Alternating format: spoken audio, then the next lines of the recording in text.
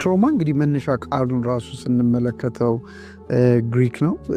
ሊትራሊ ስንፈተው ቁስል ማለት ነው። ትሮማ መጀመሪያ የሚታወቀው የነበረው ዓለም ላይ ለፊዚካል ጉዳይ ነበረ። ሰው መኪና አደጋ ሲደርስበት ኦር በጦርነት ብቻ ለአካላዊ ጉዳት ነበር ትሮማ መጀመሪያ ላይ ጥቅም የሚውለው።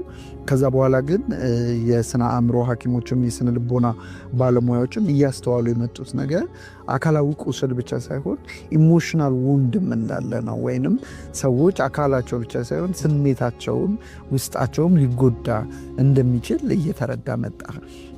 ትሮማ ስንል አንድ ሰው ባጋጠመው አሰቃቂ አጋጣሚ ምክንያት የሚፈጠር የስሜት ቁስለት ወይንም የልብ ቁስለት ብለን ልንረዳው እንችላለን። እና ትራውማቲክ ኢንሲደንት ወይንም በጣም አስፈሪ አስደንጋጭ የሆነ ነገር ካጋጠመው በኋላ ሰዎች በውስጣቸው የሚፈጠር ፔን ወይንም ደግሞ በአእምሯቸው ላይ የሚፈጠር ቁስለት ማለታቸው